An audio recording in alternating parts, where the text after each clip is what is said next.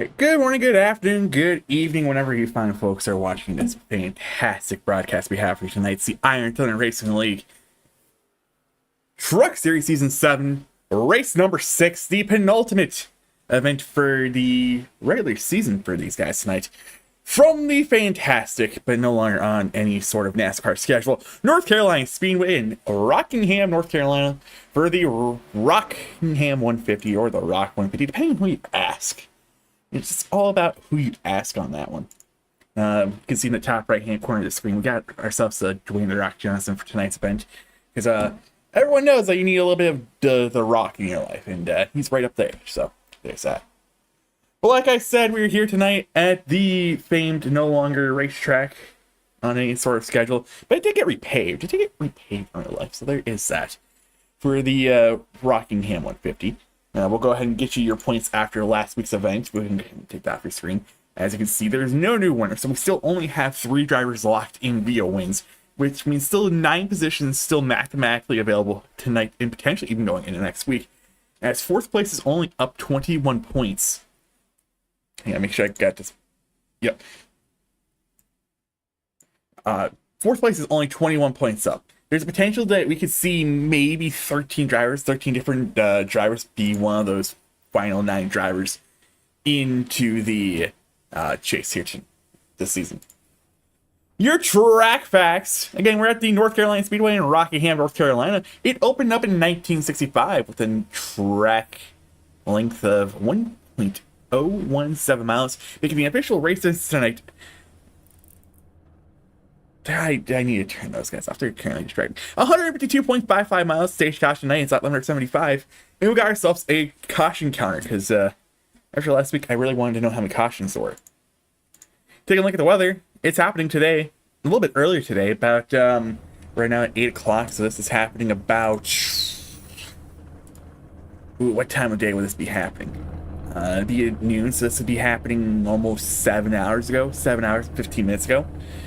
Air temp 75, track temp 94, partly cloudy with 0% relative humidity, but we got a 1 mile per hour wind out of the south. Well, I guess it's time to go over your starting lineup real quick, and we'll do that by taking a look at some paint schemes. I'm pretty sure this track does give us 2 laps, so we'll go ahead and go through this. On the pole tonight is Dave Matson. I'm pretty sure it's his first pole tonight in the 09 machine. Adam Boyles will be starting second in that number 22 Impact brand Chevrolet. You see Ryan Dingler and Brandon Pamitat in row number 2. Row number 3, we'll see Kevin Hash and Kelvin Mosier. Row number 4, we'll see Matt Klusterhuis. And it's supposed to be downhill, but he's not there. And row number 5 will be Storm Patterson and Trust or Not. Row 6 will be Rob Stewart and Laney Polinsky. And apparently it's not that great. Row 7, we'll see the number 12 truck of Paul Smith and Chris Gale. And Brian Klusterhuis in row 8. Row 9, we'll see Manning Gregory and Brian Mills, Matt Cherry, George Balfans, Paul Majifka, Ray Rittenauer, Josh Coley, Matt Quick, Shane Fuller, who's also supposed to be here tonight, but he's not on track at all, and Andy Costello is the rest of your field tonight. 150 laps. Hopefully it doesn't take as long as last week. Last week took a little bit of time, and I really hope we get done beforehand. As we got lucky as the lights are out on the iRacing.com pace truck. And we'll go ahead and go over to go behind the starter cam here as the green flag is in hand. As the iRacing.com pace truck is off the track, they're into what should be the restart zone. And we're off racing here tonight at North Carolina Speedway.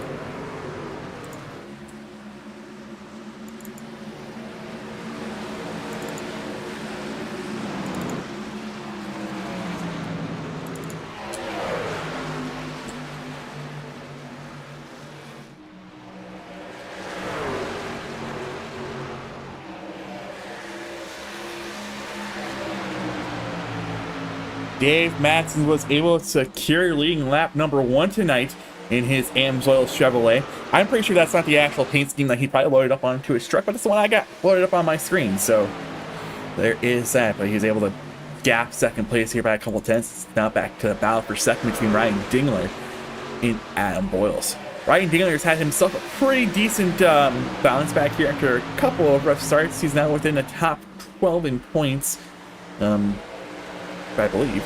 Or he's right there on the outside looking in, trying to see if he can point his way in. As there's contact with the wall, that looks to be the 15 truck, maybe grazing the wall just a tiny bit off of turn number 2. As they're now side by side behind him between the 45 truck and the 43 truck. That's Patterson and Mosier, respectively. Patterson last week's winner and a very exciting race at Michigan. You can see the 35 truck running the high line here. As it now gets single filed out for the first couple of positions here. First side-by-side battle you really will see is now a little bit further onto the back of the pack here. Between Paul Smith and company, you can see George Battle fans, Matt Cherry. A really rough starting spot for Matt Cherry. Being probably one of the most dominant trucks we've seen all season. That's all. The 12 truck gets in the wall. And the 84 had to do its best to stay out that left rear corner panel. It's going to check up the 84, but it's going to put him side by side with the 46. This is a battle for what would be 16th place, as the 12 truck is now just going to drop like a rocket into, but Great loses 2 spots. See, the 15 truck was thinking about looking inside there for a split second. As here comes Starter on, he's on the back bumper of the 43 machine. He has the 03 on his back bumper. The 03 moves back into that top 17 in points. Not really in a position I consider needs to be a must-win, as he's now side-by-side for 9th with the 25 machine. He's kind of trying to get the bottom line to work.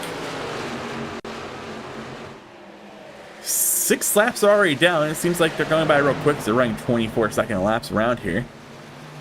Dave Maston's still out front. He's pulled over to the second lead here. But I don't know if that's a good thing or a bad thing. I do know these rough track conditions here at Rockingham. Tires is going to be of the essence. I don't know if you want to push the tires as much as you can. I mean, he's got a huge lead. So they're now going to be 3 wide going into turn number 3. You can see the 43 truck on the bottom lane here. Looks like he might have potentially just gave it up for a split second. We'll go ahead and watch a quick replay, see what happened to here. I don't know if he was just loose off of 2. It was. The truck was a little bit out of sorts off turn number 2. He was able to corral it and keep it going. Might have kicked off the right rear tires a tiny bit, but that doesn't look like he's upsetting him too much as he's able to keep it going straight here down the track. First 3 trucks have really pulled away. Well, sorry, not really. It's the first 2 trucks have really pulled away here. Dave Masson, he's out by himself, 2.5, and Ryan Dingler's got a second over 3rd place. And it's going to be a 3-truck battle right now for 3rd place between the 48 to 22 and the 45. 15 truck is also back there in the distance in case anything were to go down between these 3. As right now on the racetrack, there's no real like side-by-side battle. It's just within. Well, I guess I can't say that because they're not going to be side-by-side. Not really, never mind. Take that back. I was going to say they're side-by-side, but they're not side-by-side. This is now a battle for 4th as Payne Mattel was able to pull away about 3/10 of a second. Last week's winner, Storm Patterson, looking inside of Adam Boyles to see if he can potentially complete the pass. And so this is looking to be a multi-groove track. Something you're not really used to seeing, I guess, in iRacing nowadays. A multi-groove track. And that's 45 machine. Looks to be able to clear up, and he will give him that 4th position as the 22 looks just a split second on the inside here. A little further back here, looks to be a little bit further ahead actually. Looks to be a side-by-side battle, and there is between the 24 truck and the 43 truck, where it looks like the 24 prevails. Oh, it's alright.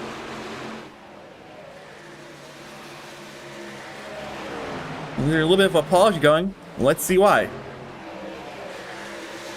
Someone said sorry, Tresson, so let's see what happened here. Going into number 1. Oh, yo, 3 truck gets into him. It's a little bit of a slide. Oh, that's gonna wreak havoc for the 15 truck for a little bit with these iRacing.com tire models, but isn't really hurting him too bad as he's able to still maintain that 6th position. Looking a little bit further back, as there is some side-by-side action, this will be a battle for 17th place.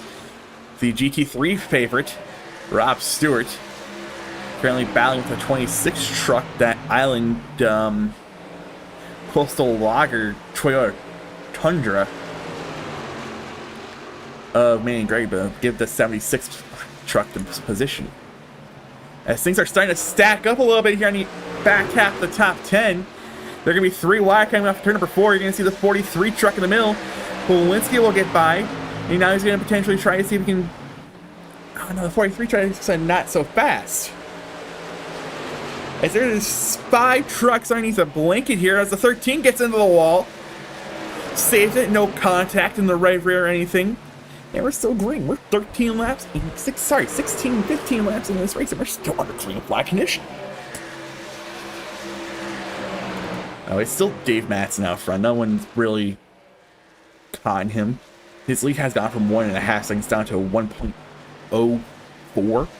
So Dingler is closing in. So like I said, I mean, I don't know if it's something you want to be like saying cool guy a 2.5 lead when tires could be just as important as fuel.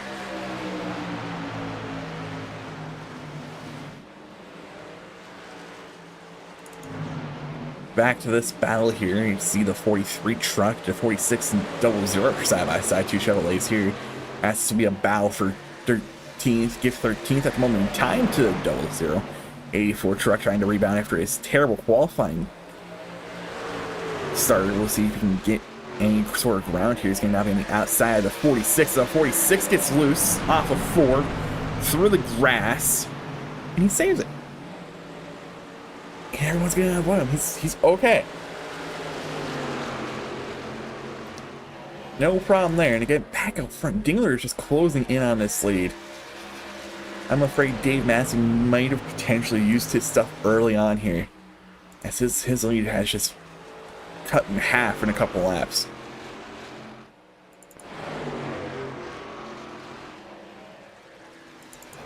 The Kluster's brothers are starting to heat a little battle going between them two. As here comes a 24 truck on the inside of the 25. This is battle for 8th place. And it looks like the 24 truck's going to prevail. I think Brayden Kluster might have potentially said, hey, go ahead and take this for now. I'm going to go ahead and save my tires, and we might see each other a little bit later on in this run. But back out front, Ryan Dingler is right there. As these lap times are very interesting. Dave Matson last time by, well, we can go with this lap. Dave Matson ran a 25.1 compared to a 24.98. So still within the 24-second bracket for Ryan Dingler. Question is, if he potentially using up his stuff potentially too soon? It's going to be side by side in turn number 3. This will be the battle for the lead. For sure, I can tell you Matson may have used up his stuff, but he's got 2.5 seconds now back to 3rd. As you can go ahead and give ourselves an unofficial lead change as Ryan Dingler goes ahead and takes the lead. Move Dave Matson back to 2nd. You can see that last time by. Still a fast lap. You can see Dingler just going to drive away now. It looked like Matson was struggling off the corner there. Looking here at the battle for 6th, Kevin Hash on the inside of this 15 machine. Again, I said Kevin Hash probably had a pretty good race for him last week. We're going to quickly pull up the points for you real quick. You can see he moved up 2 spots, put him within a pretty decent shot. Still needs 19 points over the next 2 weeks to potentially put himself into a chase position without a win. But there is still 9 spots available. There's unless we get a new winner, will be more likely 9 spots available in the chase going into next week. Kevin Hash does not look like he's able to complete the pass on Treston Ott, as it's still Treston Ott in 6th place. Yeah, Dingler is unable to pull away. He pulled away about 7/10 a second here. He's also running 2/10 of a second faster lap. Matson's really, I think, used his stuff up early here. As you can see, in comparing lap times real quick, I mean, he's out of the top 5, the slowest truck in the 5 trucks in the top 5. So in comparably running his lap time, you can see maybe the 24 truck and the 25 truck back in the back half of the top 10 are running the same lap time as him. Well, looking back half the top 10 here. This is Landon Polinsky. Sorry, this is actually outside the top 10. This is about a second behind him. Polinsky, Balfans, Mosier, and Cherry. Cherry's going to see if he can potentially sneak his way into that top 10 as we close, I think, a little bit past halfway on a fuel run. I think I was told 40-some laps, 44, 45, 47, somewhere in that range.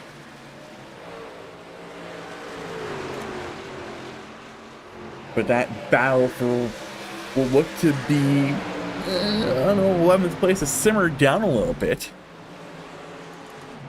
Chris Scale, I think, got passed here by... No, he's actually trying to rebound. He's rebounding. That's what he's doing. I remember he got loose off at turn number 4, so he's trying to see if his Silverado can rebound here as he's down in the back over the 76 machine, that American flag machine, nationwide on the hood of Rob Stewart. Andy Kostelova trying to see if he can get 20th away from Paul Majivka in that Laughing Clown malt liquor machine. A play on a machine you've seen back in the Talladega Nights that came out in 2005, 2006 during the peak of NASCAR. But it's on a Chevy Silverado. As Brandon Klusterhurst is now dropping like a rock in a 2-foot creek. Goes from being in what looked to be in the top 10 now back down to 11th place, and that might not be it because here comes the 94 machine. Looks like he might have a run here. He will take it on the back straightaway. He's going to go on the inside of the 25 machine, and they will be side by side through 3 and 4, coming up to 4. Battle Fantasy. He's had a couple of rough weeks. If I wanted to show you the incident report, you'd see a lot of his name on there. But so far, so good. 30 laps into tonight's event. Everyone's played so far so good, 30 laps in tonight's event, and I thought the 25 machine was going to plow down the wall here. And it's a battle for 11th on the racetrack. Klusterhurst 11th, 12th Battle Fans, 13th Matt Cherry. Now it's a 3-truck battle. More of these guys race, we're going to see more trucks potentially closing. I mean, they're a second and a half back as Mosier. But you can tell the trucks that are out here are struggling, they're dropping. They're the trucks that come out here and went too hard in the first part of the run, as they're now almost potentially 3 wide here. As Klusterhurst is going to lose 1 spot, he's probably going to lose 2 here to Cherry into 3.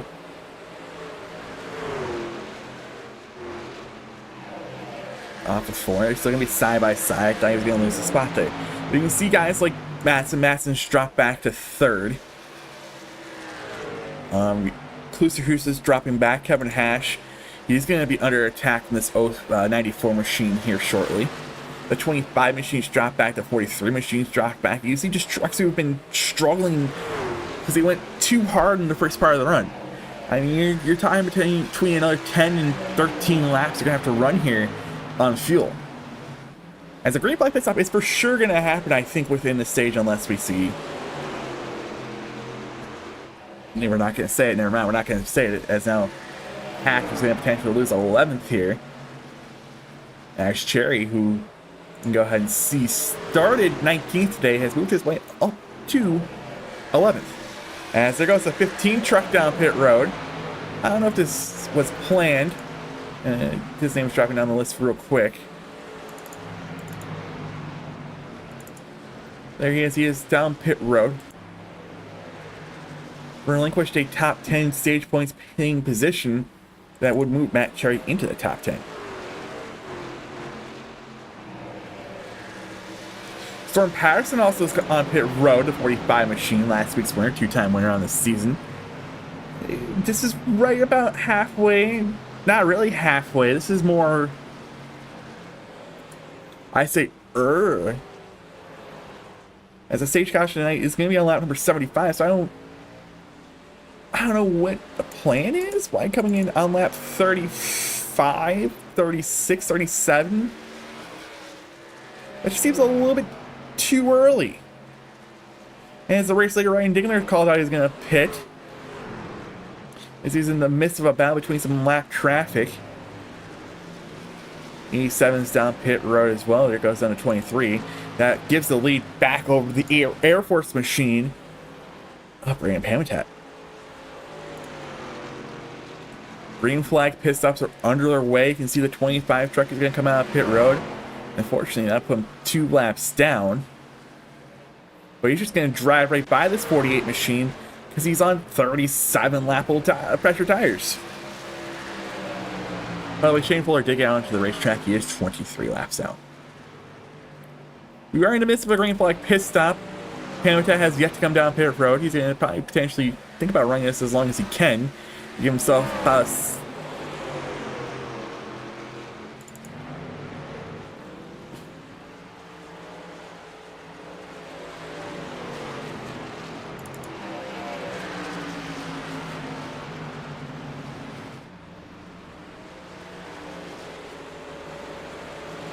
I'm just listening to the chatter on the radio.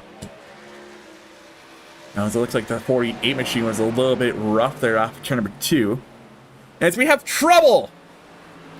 Trouble on the racetrack!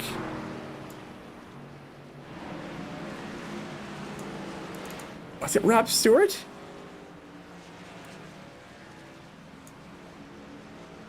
Oh, Ray right now says it was embarrassing. Let's watch the replay. Oh, he just got dumped! Or was it dumped? I'm not sure. What happened? He said it was embarrassing, so I don't know if it was a dumping situation, but we'll watch it from the far chase camera. Oh, he just got loose on him. I don't think Dingler actually ever got into him. Yeah, just looking here, into 3. These are a little bit fresher tires. And it just snapped loose on him. And the 43 truck had nowhere to go.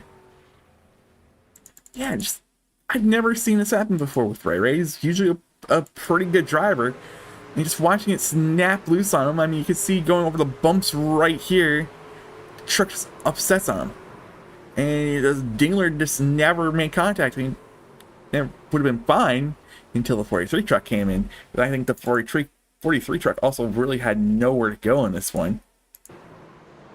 I mean, Ray's just trying to gas it up and try to see if he can go straight again, but unfortunate for Ray because he is currently in a position to lock himself in on points, but that's going to be a rough position for him. But this caution is going to pay well for this 48 machine as he's going to come down pit road. And unfortunately, it might be bad for some of these guys who came down pit road under that green flag stop because they're now going to be stuck a lap down. Chris says he's going to be in second. I don't know if that's true. But Brandon Pamitat will still be a race leader. Everyone in front of him, so from Paul Smith in 18th up to Ryan Dingler in 12th, all for sure are going to get a lap back. You're going to see guys like Kosolova, Gale, Coley, Hash all be stuck, still a lap down, but they were originally 2 laps down here. Yeah, Ryan Dingler, the first truck really out here, is going to be on the lead lap when everything cycles back up. But this is going to play huge dividends for guys like George Balfans, Maine Gregory, Matt Quick, who's been running back half of the field tonight. But he's usually a guy who stays back there and saves tire and fuel. Paul Majivka, that's going to give him top 10 restarting spot. And Sawyer Rod, we haven't talked much about him tonight. He's going to benefit from this one as he's going to watch all these trucks from about 12th on back take the wave around here. Kelvin Mosier, involved in the last caution, did not use his quick pick, so he's going to stay out there. We'll take a quick look rear view, rear chase camera here, and that's a pretty beat up front end here in the Silverado. No clue if he's down RPMs or not. I don't have a clutch button on his truck. Don't control his truck, so I can't tell if he's down RPMs or not. But Lenny Polinsky also got caught speeding, driving through too many pit boxes on entrance and exit, so there is that. But I wish I can find the iRacing.com pace truck. And it looks like the field is being waved around this time. Lights are off in the iRacing.com pace truck, so we're going to go ahead and go back racing here with 32 laps to go in the stage. It's going to be Pamitat, Mills, Balfans, Klusterhuis, Gregory, Quick, Majivka, Ott, Mosier, Polinsky. Your top 10. Lane Polinsky, Tress are going to be the last two guys who were able to benefit potentially coming down pit road on that pit stop there. The caution will be delayed, so it'll be 31 to go in the stage when we go back racing here. Shout out to everyone in the chat who's came out here and watched tonight so far. Much appreciated. Says Hazmat Man was here. I know exactly who that is. Thanks for mentioning that. Dan Hack was here tonight. Thank you for showing out here tonight. Make sure you guys can like, subscribe to the channel while we're underneath caution. So there is that. Again, we're here tonight from Rockingham for the Rockingham 150 or the Rock 150, depending who you ask.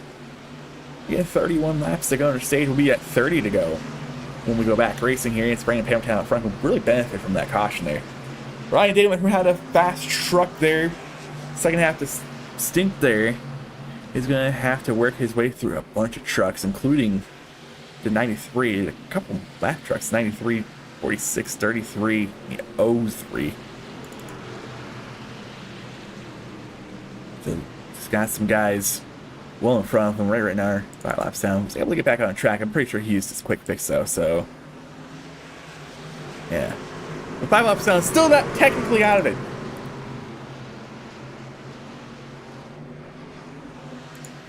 But here we go. The iRacing.com pace truck is off the track. Into the restart zone they go. And they're on it.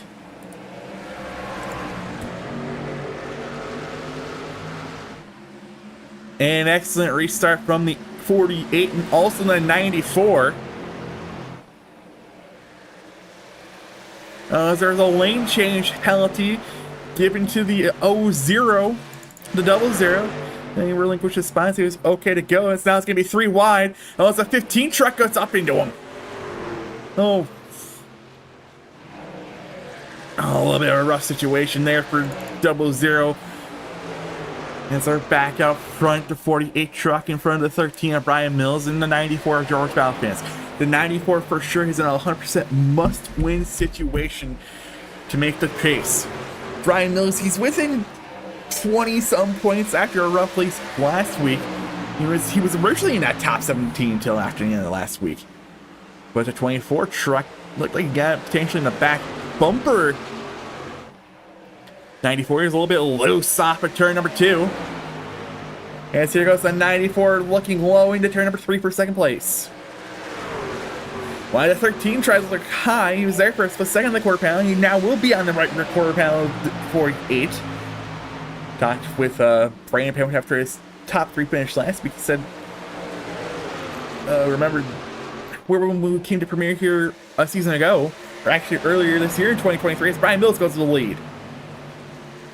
I really wish I can have a potential to change his name to Green, because I would technically lock him into playoff position right now. But Brian Mills, I think, is our 3rd or 4th different layer tonight in that Toyota Tundra. Side by side for 4th will be the 24 and the 26 man Gregory in that Island Coastal Lager machine. I remember that was a paint scheme we've seen in like the 26 car, I think, in the last 2 years. That scheme is very familiar. I've seen something in real life, but he was able to take the spot over Matt Klusterhuis and move himself up to 4th. Update our Ryan Dillner truck, who had to unfortunately take the rival round. He's currently sitting in 8th place, but he's going to be currently challenged here by the 45, never mind. But the 24 and 35 will be challenging each other here for a split second. Right when I hop onto it, it's like, never mind. But here goes a 24 truck on the inside of the 94 machine. This will be a battle for 4th. As we're under 25 laps to go on the stage.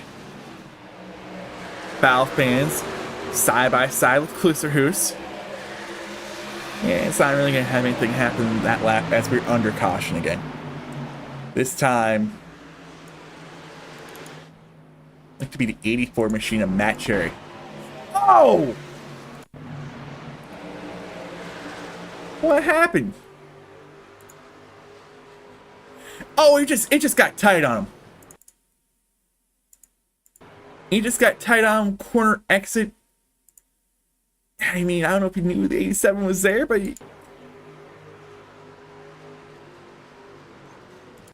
he just got tight on him, and when he got tight on him,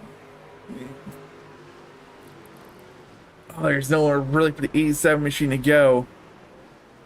Luckily, I didn't take out too many trucks, but unfortunately for the 87 machine, he's already used his quick fix. We think Terry does have 2 wins on the season, so it doesn't really hurt him that bad. But yeah, you can see, just gets on the apron a tiny bit. When he got on the apron just a tiny bit, it looked like it sent him up the track just a smidgen. Let's go ahead and look at the cockpit to see. Wish I had like that slow feature. Oh yeah, his wheel's all the way left because he knew. Oh yeah, he knew it was going up the track, and the 87 was out there. Yeah, right when he clicked it and seen start to veer to the right, like get really tight. I don't know if it affected his RPMs, but it for sure affected this set of tires. So he's gonna have to potentially come down the road and take a set of tires. And also his quick fix, so he'll be racing the next 96 laps without a quick fix.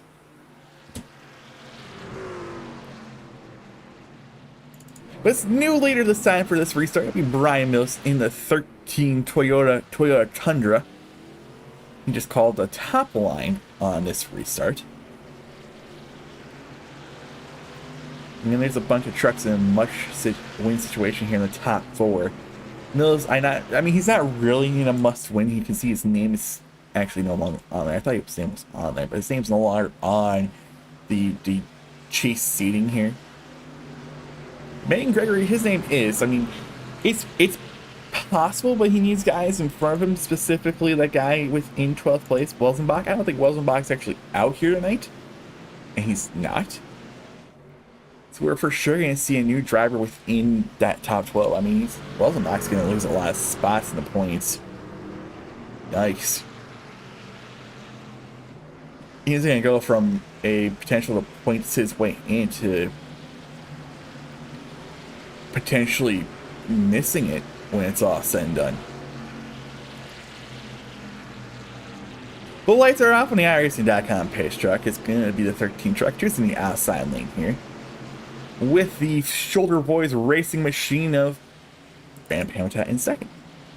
And it's going to be Megan Gregory and George Balfan, 2 drivers who kind of, well, one driver for sure must win, another driver who can point his way in. Then you're going to see Matt Klusterhusen start on row 3. Row 4, you're going to see Ryan Dingler has had himself a little bit of a rebound here after having to take the wave round last time by. You also see Matt Quick, Storm Patterson, and Brandon Klusterhusen work his way back into the top 10 here. But we have completed 55 laps, 95 to go in tonight's event. When we go back racing, it'll be 94 laps to go. We'll go ahead and take a look at Barney the Flagman, who's got the yellow flag in hand, but now he's going to have the green flag in hand. As the field is going to show up on your screen right about now. So it looks like they're lagging back a lot there. They're laying a little bit back there. But into the unsponsored restart zone they go. We're back racing here at North Carolina Speedway.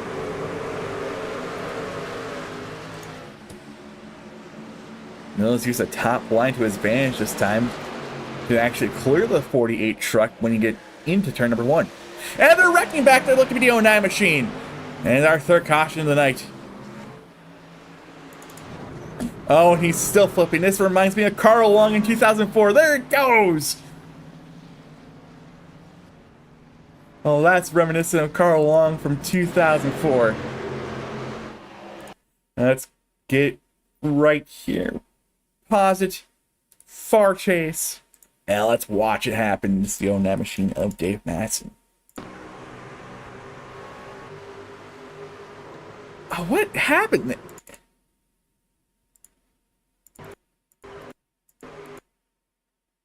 I don't know if you can say neck code or you can say just came up on him. Yeah, it just... Amazing, and then here goes what caused him to go flip around. Oh.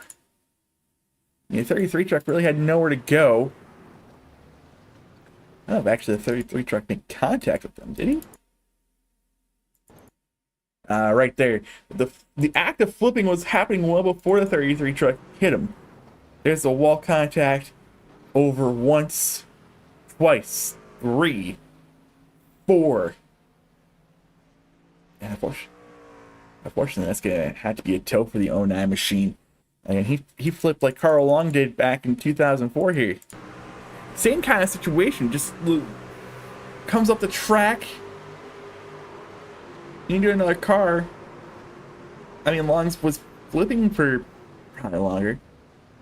It's just a really slow flip too. I mean, damn. Just hate to see that, but he's able to come down pit road and take his quick fix and whatever he needs to do here. That's gonna be a rough one. I think he's within the top 6 in points. He's 6th in points. I mean, he's sitting okay in points, but not amazing. And the caution lap counter isn't counting. But we're under a 3rd caution tonight, since we're only had for 1 lap. I'm pretty sure we've had more caution laps than that.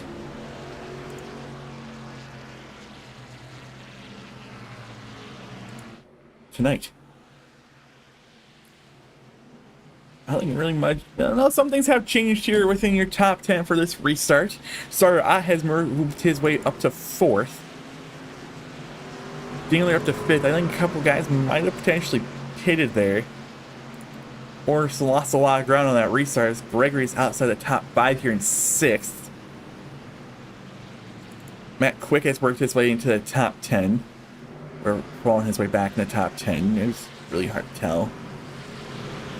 Paul just got still running pretty solid here in 13th place. Matt Cherry, after his situation, last caution, not this current one, but the previous one, is sitting 15th. Polinsky, I don't see much damage on his machine. Well, did he come down pit road, take fast repair damage? He used a fast repair at some moment in time in this race. This problem, Smith's truck is a little bit used up there. We're coming to 15 laps to go in the stage. Again, the stage is at number 75. Top 10 get paid out points, 10 for 1. And again, some of these guys need those stage points. Their names are in red. Actually, unless their name's in green, I should probably add a blue one for sure. Drivers locked in. Well, we'll add that for next week when we go to Charlotte for our longest night of the year. 225 miles. That's a long race next week.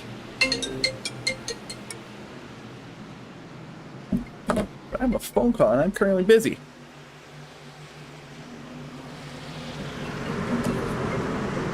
Let me answer that here as we'll go for a crank it up on this restart.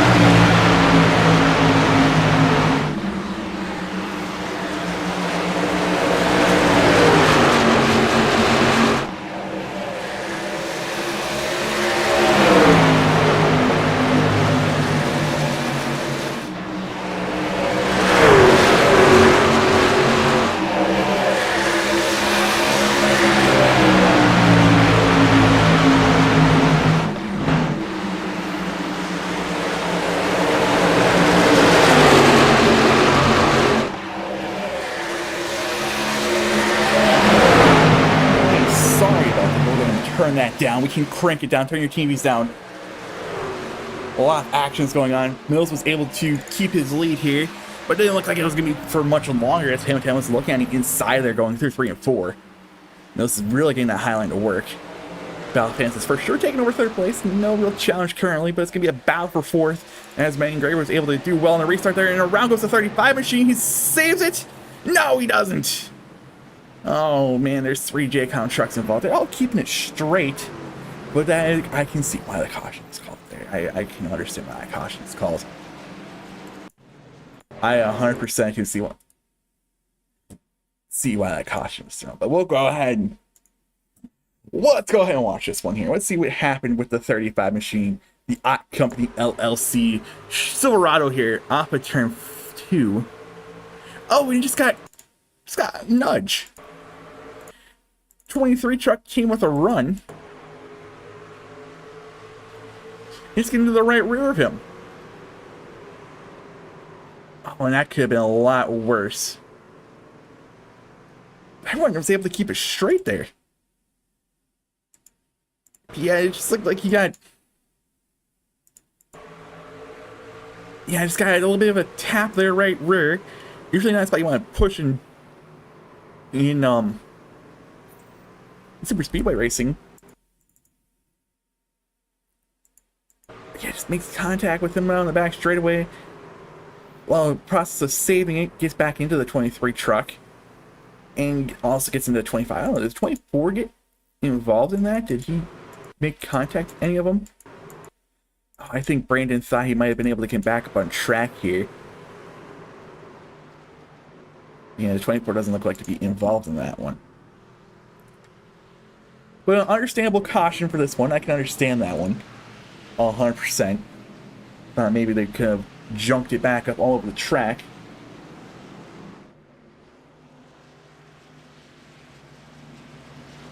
But we're going to be approaching the stage here. They were given the 2 to go. This time the caution was shortened this time by Mills potentially looking at himself a stage win here.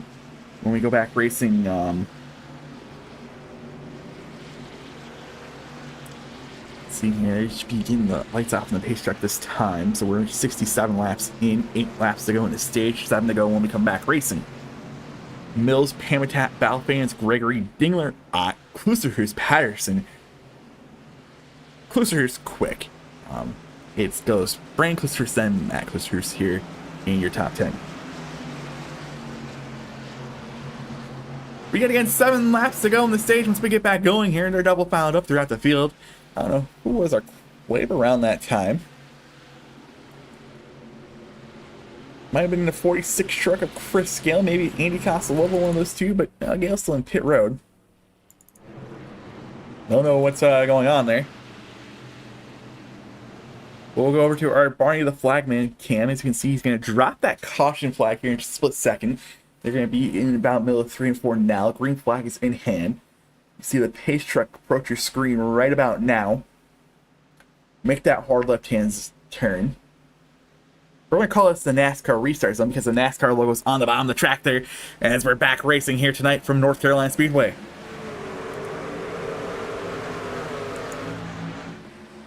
An amazing restart for all the trucks in the outside lane. It looked like the 94 was potentially sleeping there on that restart.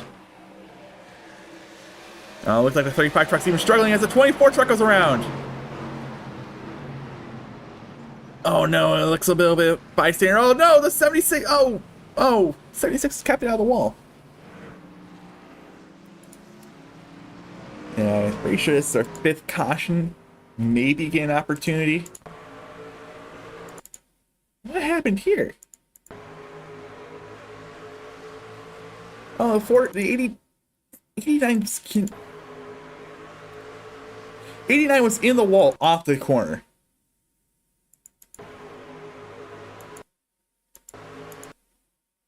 A couple of trucks were actually in the wall off the corner, but you can see here, we'll go 89 truck. You see he makes contact with the wall right there. I think he's just trying to get off the wall. And when he was getting off the wall, it happened just to find the right rear quarter panel of the 24 truck. I'm just really surprised the other trucks back there got involved. But there was trucks back here who got involved. The 76 truck got involved here. Oh, there actually is more trucks again.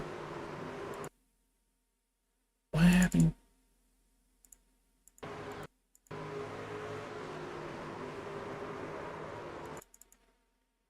There there was more trucks involved. Paul Majivko was involved. Where's the Ford truck, right? Yeah. No, that's not the Ford truck. That's the 57 truck. That's Shane Fuller. Shane Fuller gets involved. Oh, the 12 truck is in the wall too. Oh, so there's 3 trucks around there. Oh, there's where the 76 and the 22 get involved. So a lot of drivers skiing on the wall and just trying to get off the wall there. It's really working in the favor of this 13 machine as we are approaching now, looking maybe 3 laps to go in the stage, maybe 2, 3 to go in the stage. I don't know if I heard Mills call at the top line here, because in-race admin Hill didn't say we're going to short this 2 to go. So we're completing 71. When we come by next time by, it'll be completion of 72. So there's going to be 3 laps to go in the stage. So not a green-white checkered finish for the stage here.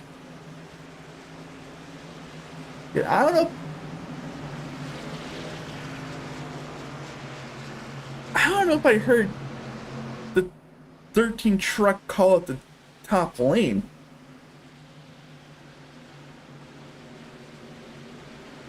It's interesting. I don't know if I heard the 13 truck.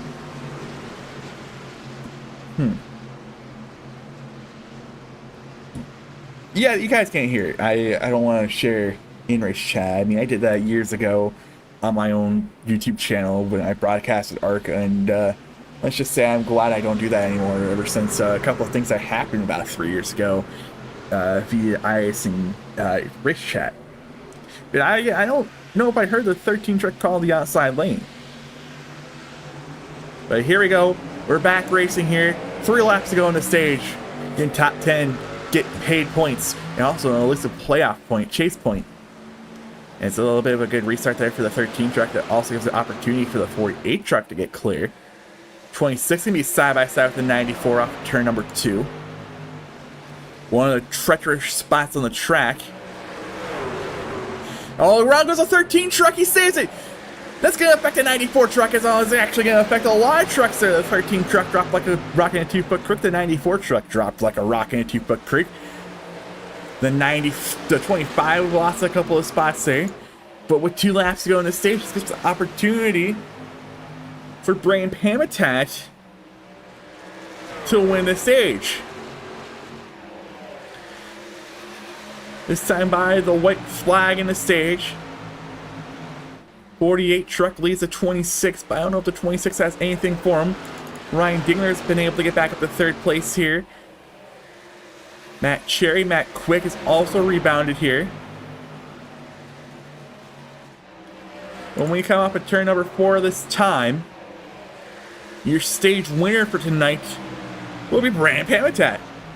Manning Gregory, Ryan Dingler, Matt Quick, Matt Cherry, Sawyer Ott, George Balfans, Landon Polinsky, Brandon Klusterhuis, and Kevin Hash will be your stage points winner tonight. We'll go back and see what happened here to the 13 truck. So let's see what happened here. This is again about 3 laps to go on the stage, maybe 2 laps to go on the stage. So this is right before we get the white flag in the stage. Oh, the 48 truck just gets a better... I don't know if he has better tires or what.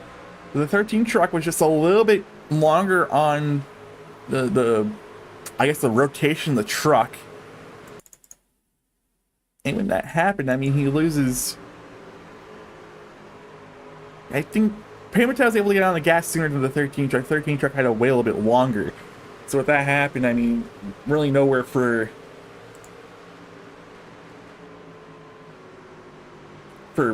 Pamitat really to go unless he really just wants to slam on the brakes and potentially spin himself out. I mean, it's on Pamitat. Pamitat got on the gas sooner.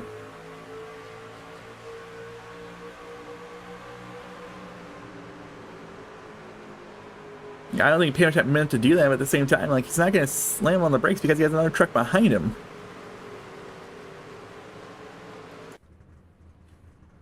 Unfortunately, that's means bad news for him, as he did not get stage points, was the 13 truck, and another one of those trucks that need points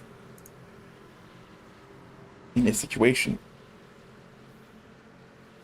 As we'll go ahead and quickly take a quick look here, full point standings. We do have your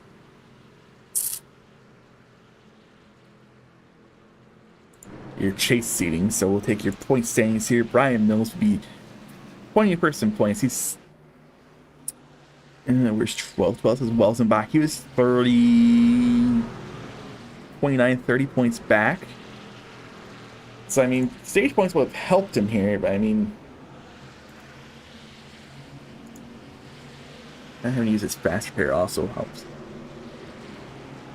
But pit stops happen this time by. You can see some guys didn't come down pit road here. Like the 46 machine, the 45, the 24. You can see your first guy who came out on a very fresh set of tires is going to be actually Matt Cherry in 7th. Some interesting strategies going on here. When we get back going with a little bit less than 70 to go, maybe 69 laps to go. Nice. Again, your top 10's really changed up here, with half of it being staying out.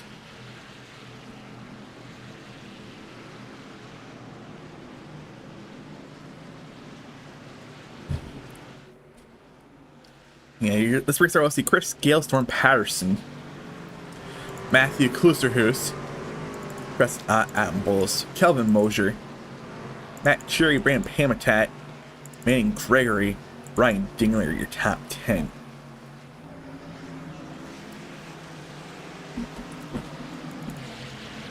Again, this is the second to last race, the penultimate race in your regular season. So far, 3 drivers have locked their way into your 5 race chase. That would be the 45 machine, as we see restarting 2nd place here. Your 25 machine and the 84 machine, who will be restarting 7th place on this restart. Meaning there's still potentially, even with the no new winner tonight, 8 to 9 positions still available left to be clinched here between, I don't even say tonight, going into next week. Yeah, I don't think you've ever really seen that many spots here in ITRL available at one time. Very, very interesting thing to see unfolding here. This is a pretty interesting season, a pretty, I don't want to say parity filled. So we only have 3 winners. Like your finishing order has been parity filled. We'll go with that. Your finishing order has been parity filled. But here we go, getting ready to start the final stage, the second half of the race tonight. Green flags in the air. They get through the unsponsored restart zone as we're back racing with 70 laps to go tonight. Gale with a decent restart. Does the 45 machine have right front damage? I think the 45 machine might have right front damage. As the 46 currently would block himself into the chase if the race would end right now, but unfortunately we don't have rain or anything that would cause this race to end, as he's pulling out to about 3/4 of a second lead here. As Tristan Ott looks on the outside of the 24 machine. This will be a battle for 4th.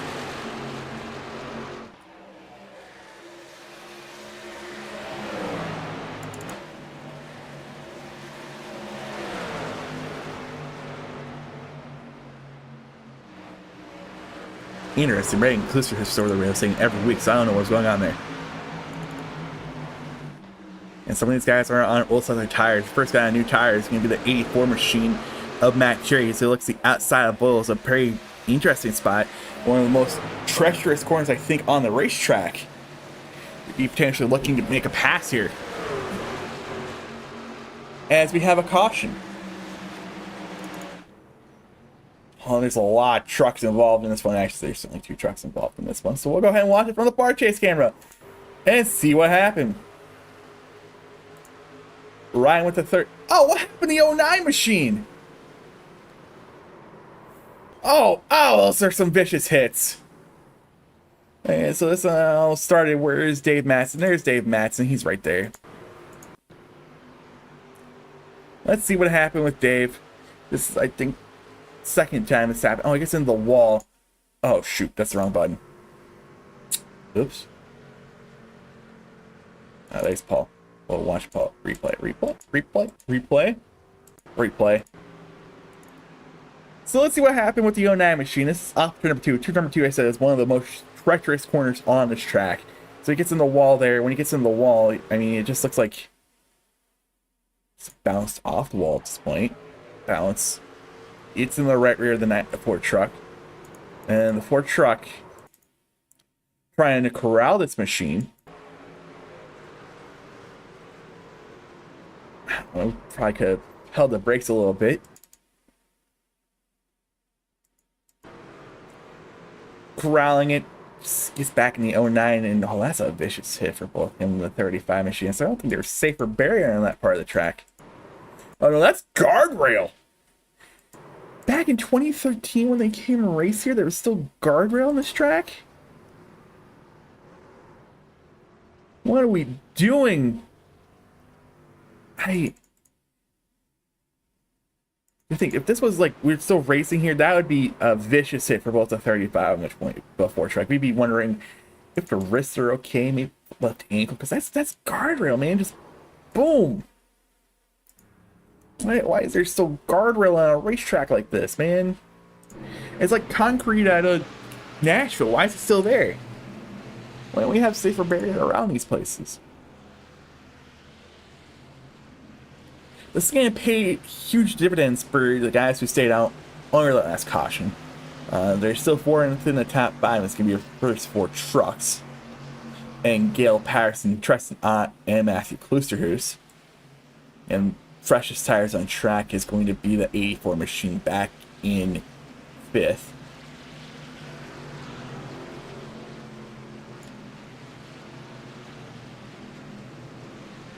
Quick update on your quick fix counter. Let's see who's used their quick fix so far tonight.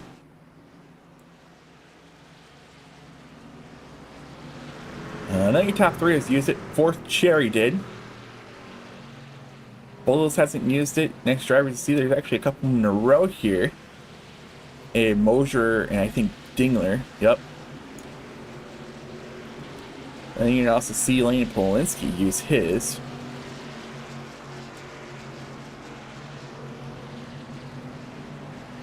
Yeah, there's a decent group of drivers who already used their quick fix tonight.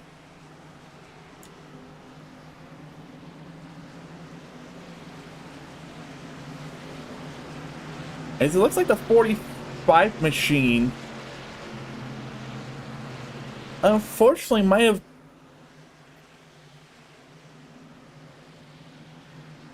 lagged out there.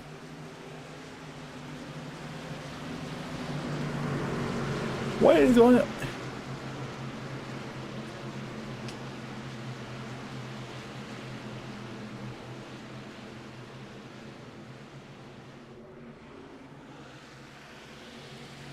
A lot of interesting things going on in this restart. The 45 truck lagged out or had some sort of connection issue,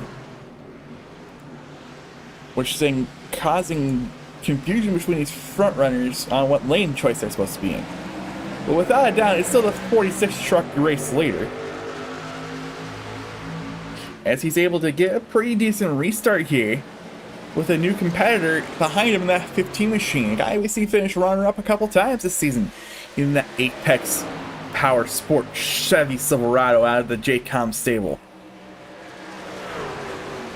They single file out for the first couple positions. We'll take a little bit further back here look, as Dingler's going to be side by side with Mosier. Actually, potentially almost 3 wide here with the 22 truck. You can see Kevin Hatch by himself, Quick and Kluster side by side. This will be a battle for 11th.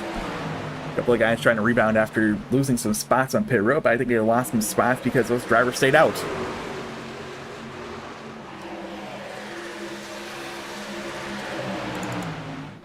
Ott's really rolling in this 46 machine, this Cinematic Silverado, the Shoulder Boys racing machine, the King_CG1 machine. I can follow him, I think, on YouTube, Twitch, TikTok. And you can learn about it whenever he posts on there. I don't know what he posts on there. But the 15 machine is challenging as we're under caution. for I think the 7th or 8th time tonight, and this time it looks to be oh,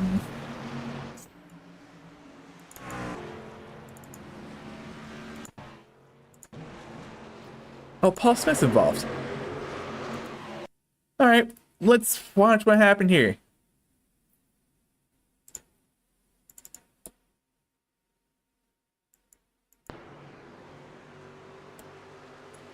Draw truck, Paul Smith. Let's see what happened.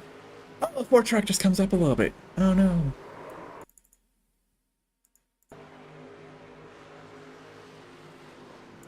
What happened? You get tight. Look.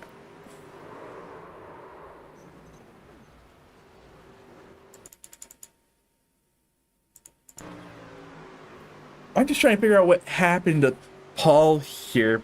Both Pauls. I think Paul just might have gotten a little bit tight off a corner exit here, which then caused Paul Smith to like. Well, let me rephrase that. Paul Majivka got tight off of 2. I think that's what I see happen here. Oh no, it doesn't really look like he's tight. I don't know if his spotter didn't call him clear? Called clear? It looked like he was still trying to come up here. Off of 2. Oh, that's almost our 2nd truck to flip tonight. I toes there.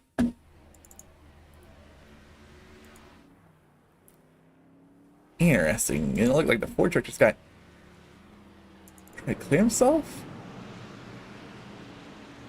Not really sure. The laps are winding down, as that was our, hang on, we'll get your track facts. Our 8th caution tonight. We've only had 1 caution lap ran, apparently. Very interesting. I don't know how we've only had 1 caution lap ran tonight, but we've had 1 caution lap ran tonight, according to the ITRL statistics. By the way, it looks like potentially up to the 45 truck did get back out there. He unfortunately is 5 laps down, but that doesn't matter. He's going to finish ahead of Dave Matson, Shane Fuller, who's still out there 23 laps down. Proud of you, Shane, for sticking out there 23 laps down. I really think that's a great choice for you. And Dave Matson looks like who's stuck on pit road fixing damage.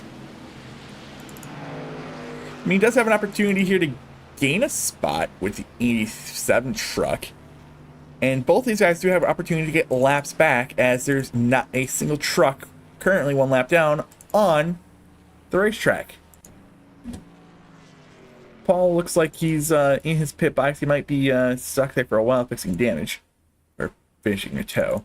And then Rob is just also, I think, in the same boat. I think there's another truck. Oh, that's the in-race happening truck, Dylan Hale, who qualified. He qualified well tonight on his Xbox controller. But Chris Gale calls the inside lane here. As laps continue to wind down, we're now down to about, doing quick math, 56 laps to go. I could be wrong, I could be right, I'm not 100% sure. I could pull out a calculator and do math, but I don't really want to do it. Did someone blow a motor?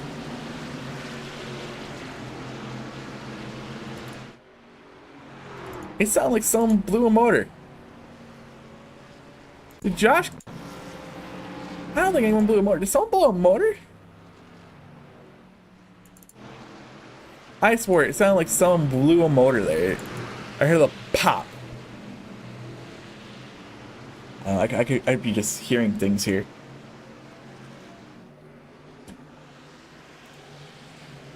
On this one. But here we go. We're getting ready for our 9th restart tonight, as we've had 8 cautions. And it's Gale on this front row for this restart. The iRacing.com pace truck is off the track, and we're back racing. And a lackluster restart for the outside lane. That 15 truck is an opportunity for the Storm Patterson Mobile and Matt Klusterhuis to challenge for 2nd. As there's a truck in the wall, that's a 26 truck. He's not able to keep it straight. Okay, we're going to stay green. Able to save it. And no other truck involved there. That's an interesting one. That's a very interesting one. What happened to Paul? I think Paul might have called it. Yeah, Paul called it. I just see, I got a little bit notice of Paul, so I don't know if he's blinking or what, but Paul is, yeah, he's blinking. Okay, he's blinking. That's what's going on with Paul. But still, Chris Gale out front, the Shoulder Boys Racing Machine. He's had a very rough truck season so far, as the 03 machine got into the wall there. Off for turn number 2 last time by. It's going to bring the 43 truck to his outside. As laps are starting to wind down, coming to line this time, 42 laps to go. 52 laps to go. But Motor gets by Hash, and I think Clister's also going to get by Hash here. Going into turn number 3, Kevin Hash, I think just relinquish that position to him without much of a battle. As these guys are about a second behind our front runners here. Our front 5-6 trucks. Our front 5 trucks are about half a second in front of 6th place of Matt Cherry. So Treston trying to stick his nose there on the outside of this 24 machine. Doesn't really have much of a run there to do that.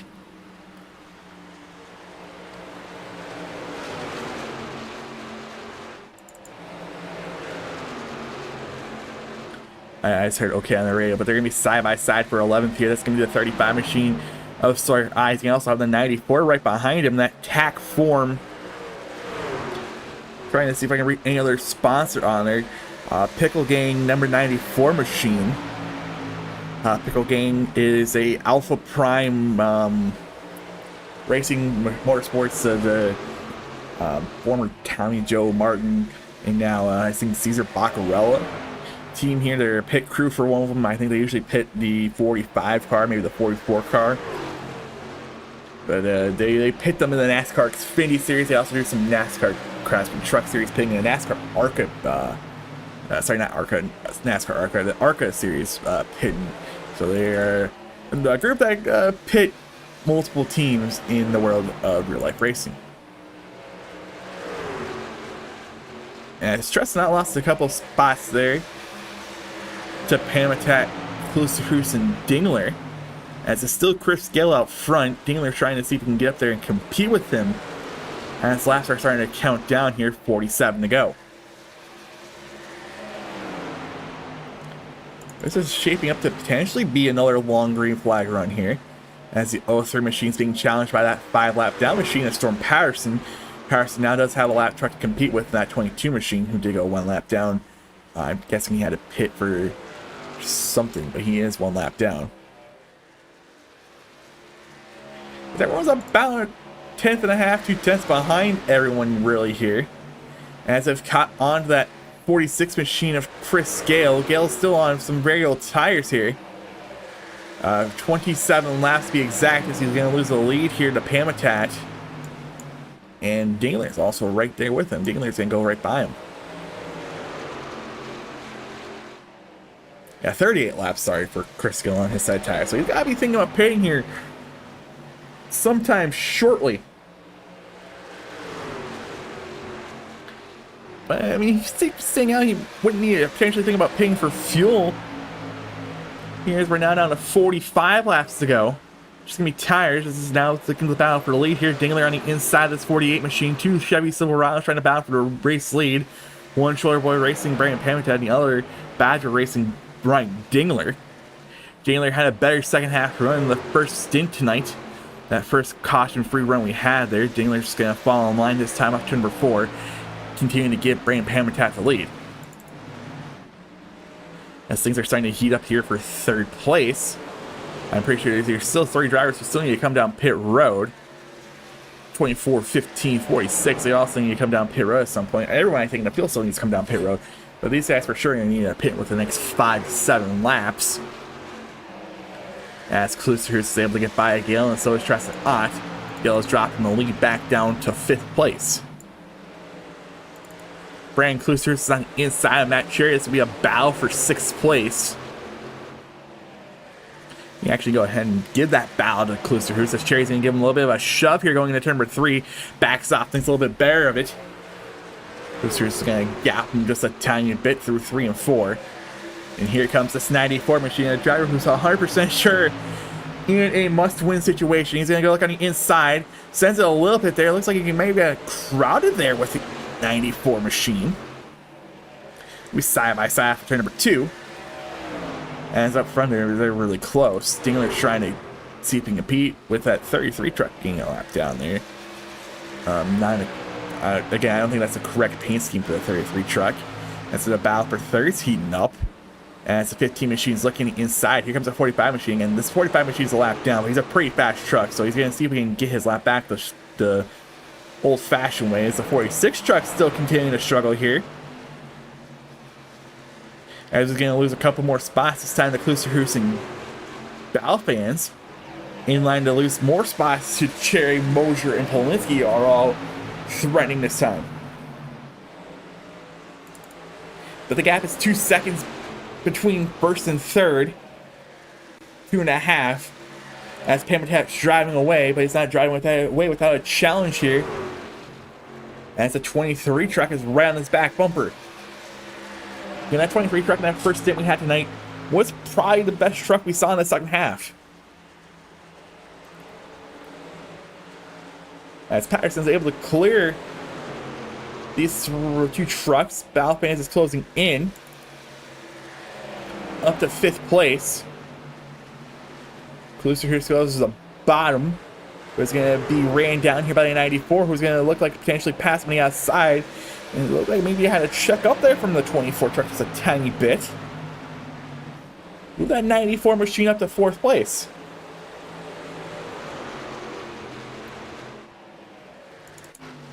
Ryan Dingler's again all over the back bumper of this 48 machine as laps start continuing to wind down here. 37 laps to go in tonight's event, and it's about 37 and some odd miles.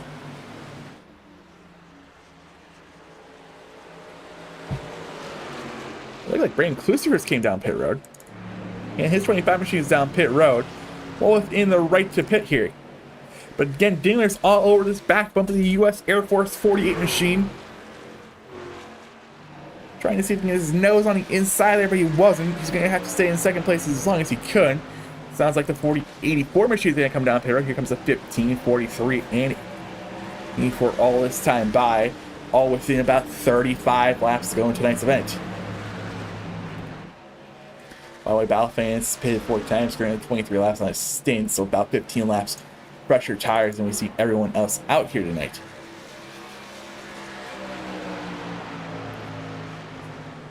Ball hasn't slowed down just a tiny bit. It looked like Dingler drove into us a little bit further than the 48 machine.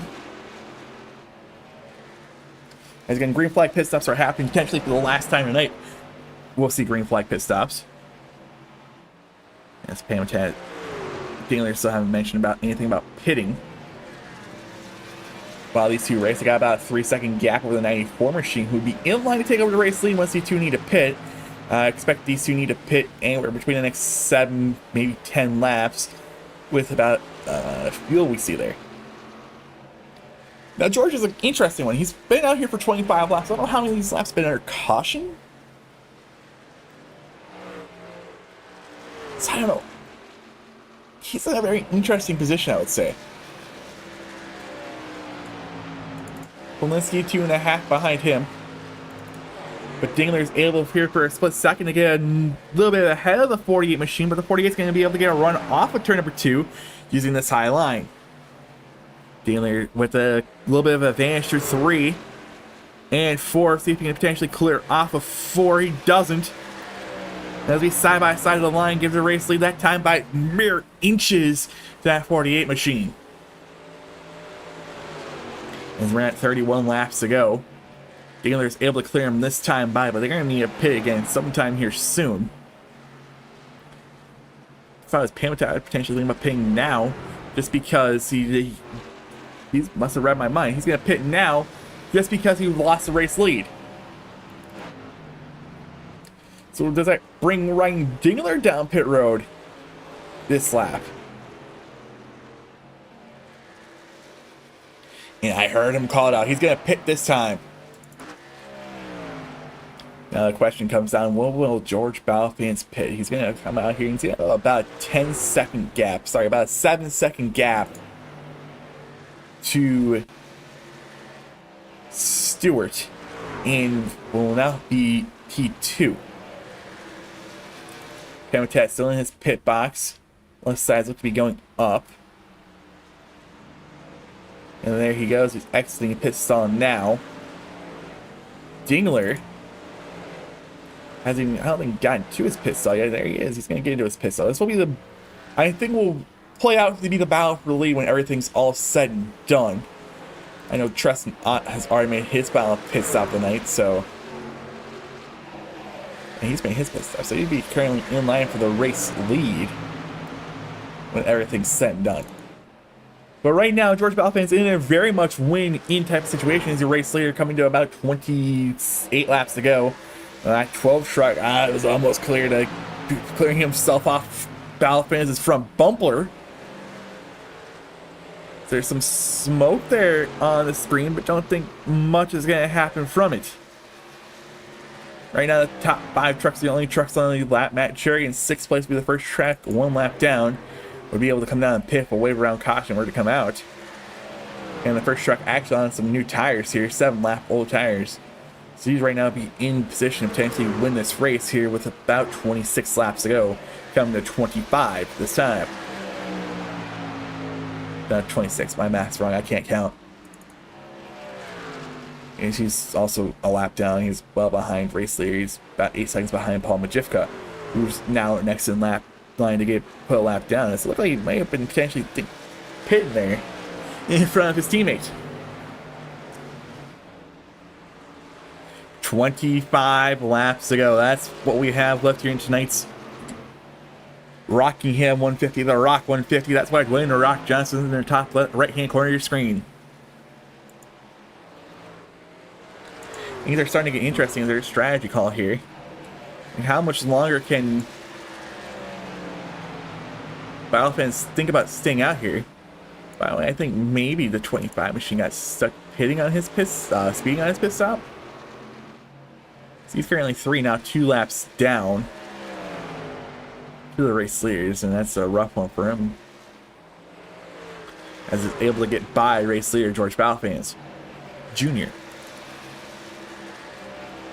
Dan George has been out here for 35 laps. I don't know how many laps he could potentially saved under caution, but I don't think he's going to have enough to make the next 20 cautions out. Never mind, we don't need to worry about that as caution flags out. And this is going to get interesting because I don't know who caused it. This is Paul. I don't think it was Paul.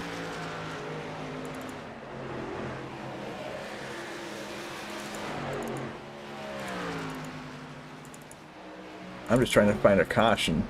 Caution lights are out right there.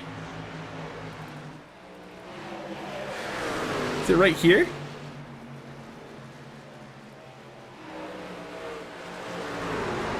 I'm just trying to find a caution. It is right here. Mills goes into the wall off the front bumper of the 76 machine. Who, by the way, was in 2nd place. What happened?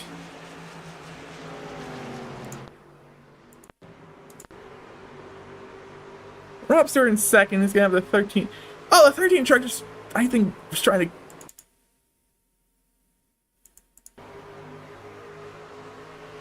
I know 76 trucks on older tires, and these guys are on newer tires, so they're trying to get around here.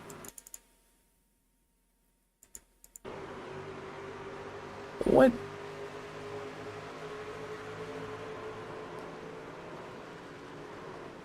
I think it was just a little bit of a crowding situation, but he doesn't have to give space because he's on the lead lap. He's a race leader. I mean,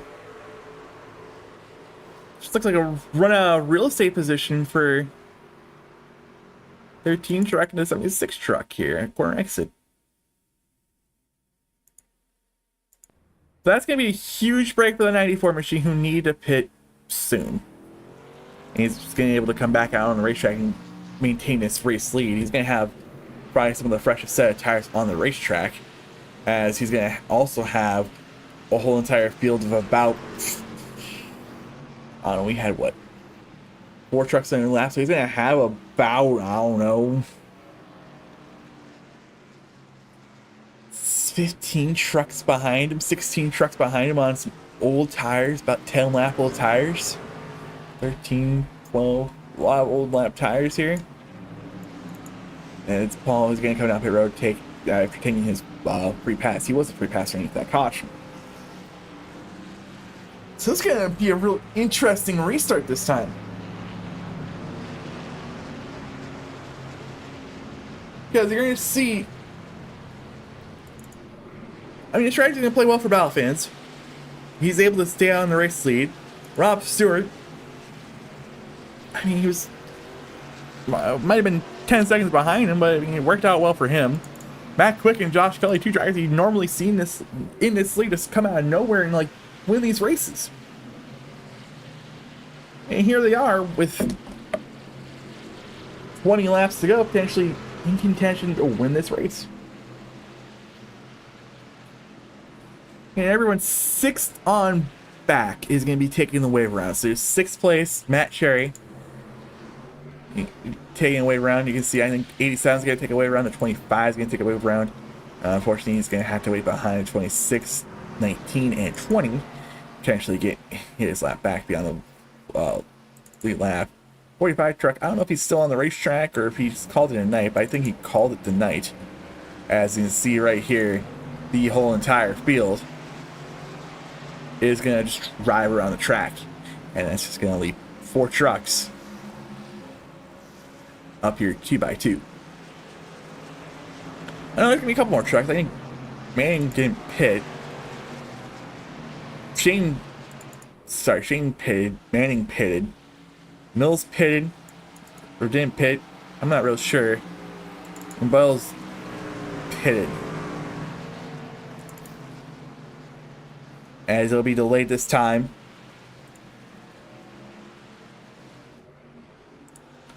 Because of the wave around. But when we do get going back racing here, we'll have 132 laps completed. 133 for sure completed. That leaves us with 16 laps to go. 17 laps to go. Because we'll be restarting on 134 of 150. But it's Balfan, Stewart, Quick, Coley. Your 4 trucks on the lead lap. Then you can see the lap trucks of Gregory, Fuller, Boyles, Mills, Rittenauer. And then you're going to see your 5th place truck of Matt Cherry. So Matt Cherry in reality is lining up here in 12th place in the inside line.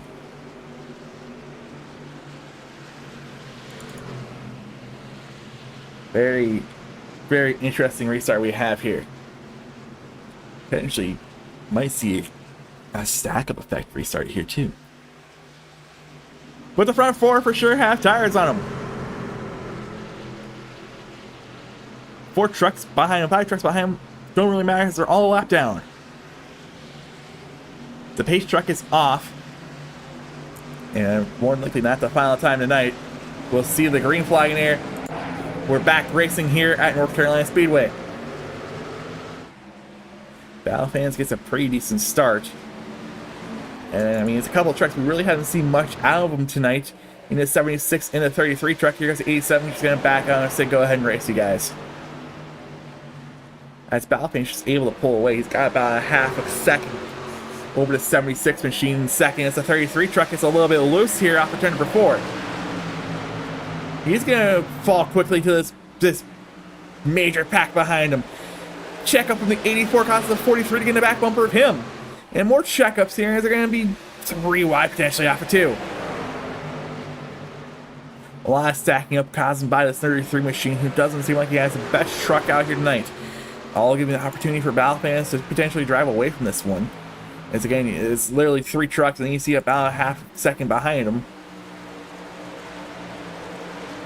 They're able to maneuver through some of those lap tracks with ease. But 15 laps to go. George Balfans is out front with Rob Stewart in second.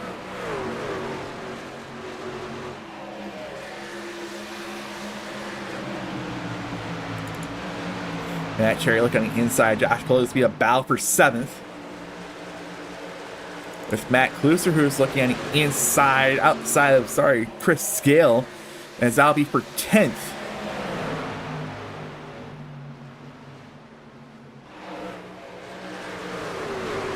A lot of action here as late as some guys are on, I don't know, probably on old tires. He just seems like he's dropping back quickly here.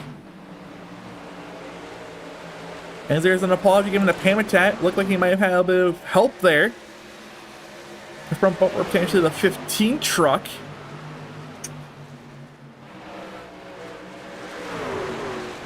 As laps continue to wind down, here coming to the line will be 12 laps to go.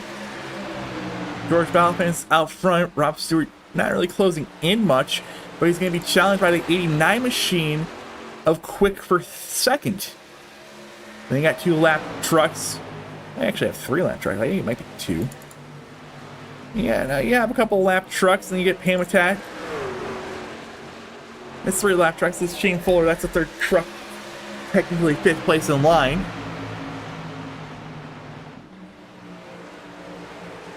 As these 2 are trying to get around this lap machine of Manning Gregory, who was not really for position.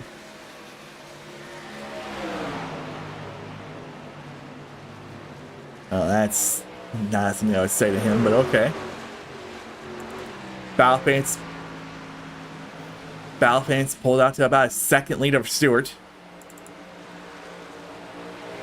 As Stewart's currently trying to hold off Quick for 2nd. Balfans trying to do everything he can here. 10 laps to go. Again, he's in a very much must-win situation. Couple of rough races there. Specifically, Bristol is the one you really show out. Penalty points put him into a situation where he lost almost all the points he had. Dingler and Pamitat are able to get around the 26 machine, who is 1 lap down. But that might be too little too late for him, as they're almost 3 seconds behind the race leader.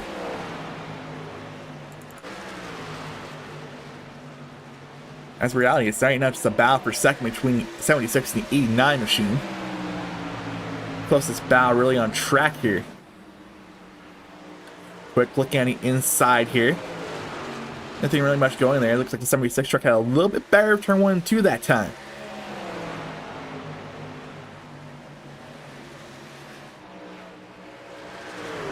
Stewart trying to see if he can help himself in this point situation.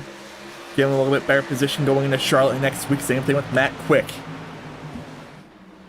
Dingler is able to get right to the back bumper of this 48 machine, but doesn't look like he's really able to do much right now. As that 48 machine trying to defend as much as he can. As when we come back across the line this time, will be 6 laps to go. And these trucks are about 4th, 5th, 6th, 7th. Those guys are not in the top 3, are a major disadvantage. These guys had to take the way around their best 7-8 laps of green flag racing on their tires. So I mean, they're at a major disadvantage compared to like Stewart, Quick, and Balfans. Were able to come out and meet that last caution and take might be their last set of tires. But they could also be at a major disadvantage here when we come to the line 5 laps to go. If we do get caution here, because they have to potentially debate if it's worth coming down pit road and losing the track position they have. So if I would Pamitat, Dingler, I'm those guys who took the labor underneath the last caution, I would think about coming down pit road and potentially taking that last set of tires. And it looks like Quick is going to be challenged here by some guys on some attempt to get their laps back here. As that's Mills and Boyles. 2 drivers trying to get around this 76 machine. Also racing for the lucky dog position. But it's George Balfans out front by a 1.5 seconds. And a must-win situation. And right now it's looking pretty good for him. Coming to the line 3 more times around this 1.017 mile I'm not even calling it a short track. It's not really a short track. Here in Rockingham, North Carolina, they're smoking the screen. A truck around here, but he might have towed there.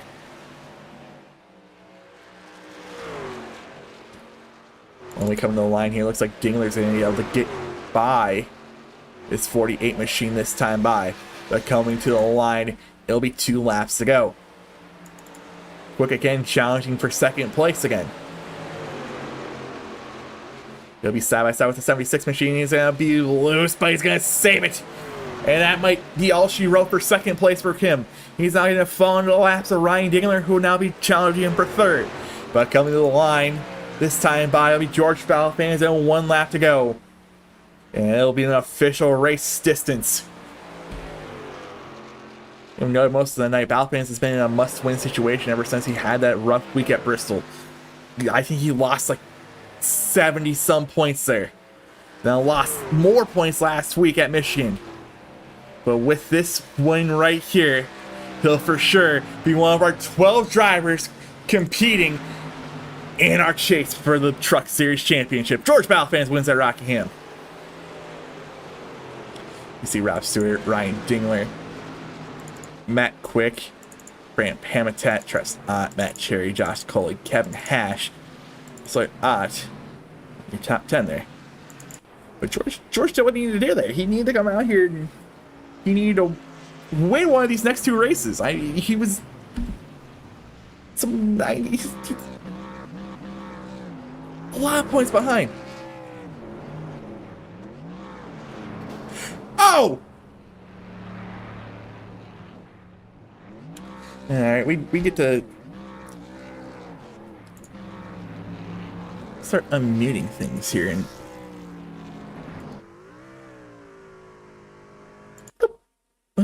no, it ain't good posture. That's a good pause position. There we go. Let's go ahead and get that off the screen. Go into our thing here. Yeah, I think George isn't here. George isn't here, but he's also got Dylan Hill in there. And I know what I'm going to do. I'm going to pull him up here. I don't care if Dylan's trying to talk to him. I'm going to pull in race winner George Valfans Jr. into the booth. What's going on? You know, George, you were in probably one of the for sure must-win situations coming into these next 2 races, and you did it.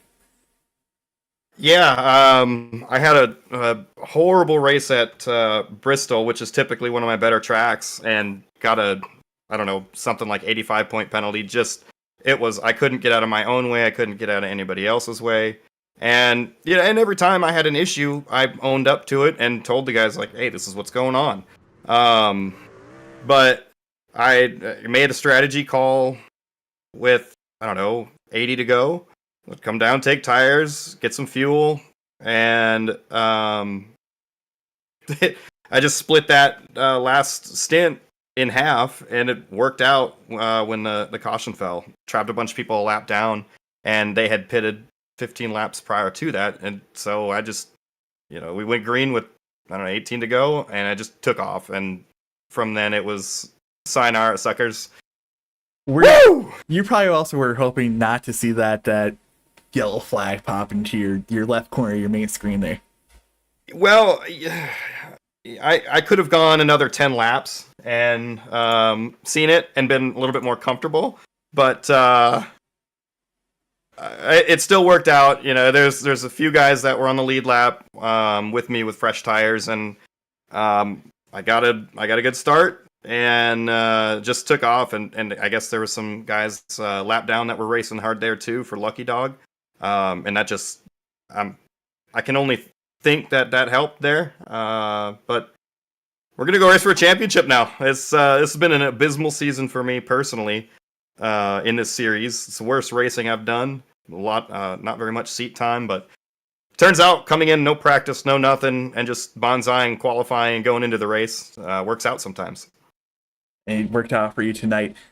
Before we go ahead and let you go down there, because I think Dylan was in there. I don't know. No, Dylan's no longer in there. I don't know if he wanted to talk to you for some reason. I don't know. Before we go ahead and let you go down there and celebrate with Paul and Shane, is anyone like to give a quick shout out to you, a quick thank you to, something you want to mention? The floor is yours for the next 30 seconds. Yeah, all the guys that I work with, Paul, Shane, on Balfans Racing Inc. Nicely's with the gear, all the merch, and we're doing in the stream exclamation point Zach for little Zachary. He's got leukemia. He was at the racetrack this weekend in Las Vegas. Yeah, I was about to ask and that. yeah, we raised a bunch of money for him actually at that Bristol race, and he was able to come out with his family to the track with Ryan Ellis in that car and got a pretty sweet VIP upgrade with NASCAR officials.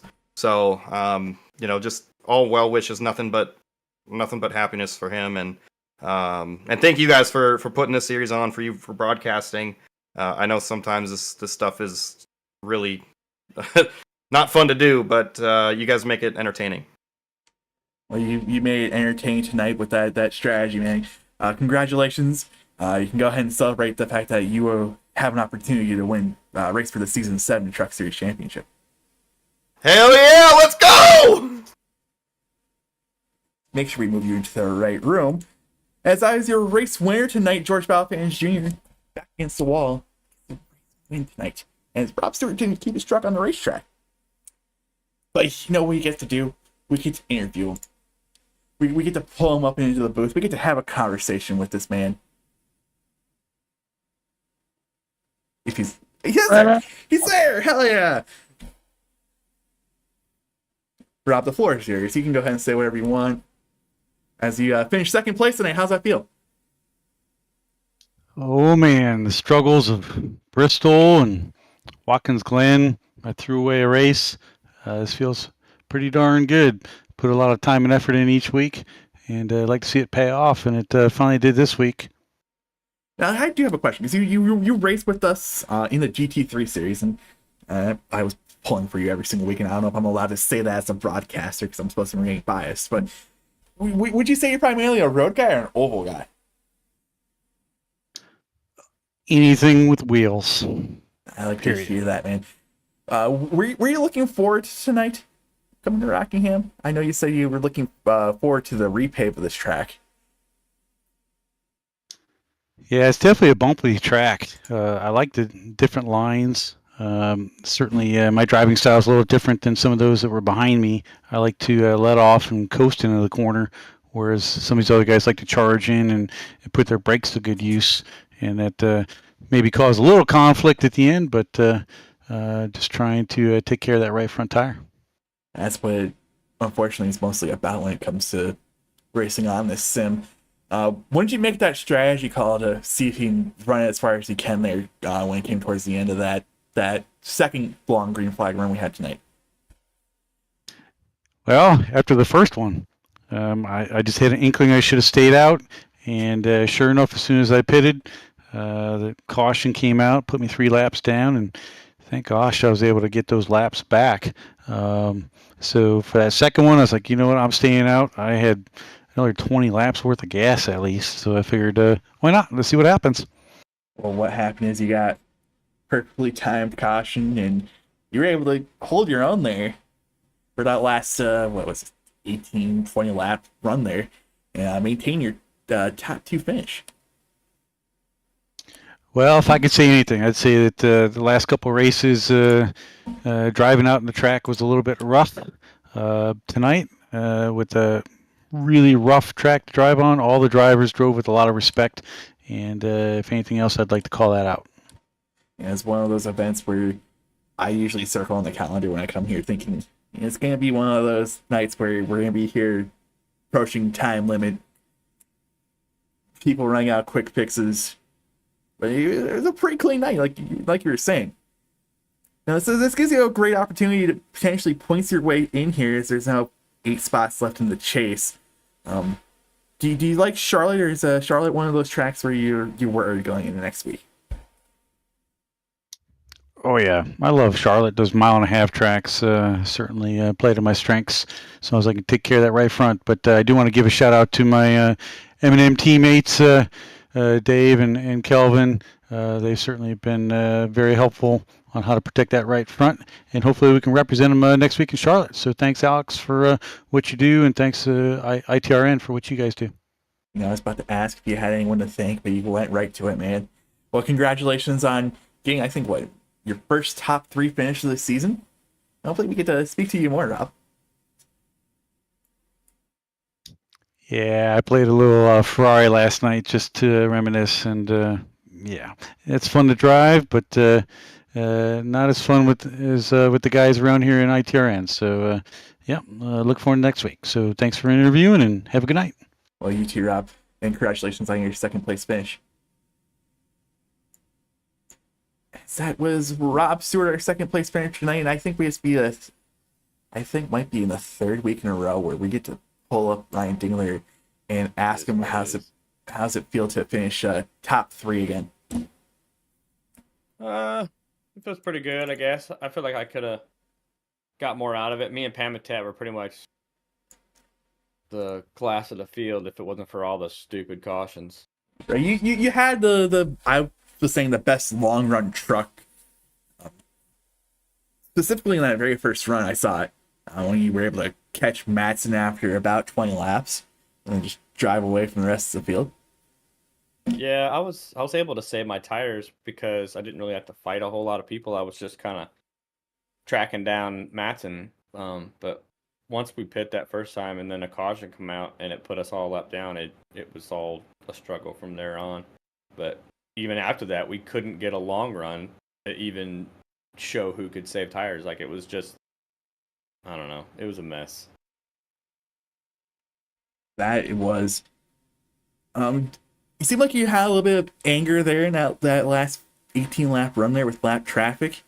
Yeah, it was a little frustrating. I mean, when you got a guy that's a lap down, he's not even close to getting his lap back, and he's fighting with, 4th and 5th place. They're trying to battle. Me and Pamitat are battling for position, and you're a lap down, and you're door checking us, just getting in the way. Like, if you're on the lead lap, I'm all for, let's battle it out. But at that point, you need to get out of the way. That's just my opinion.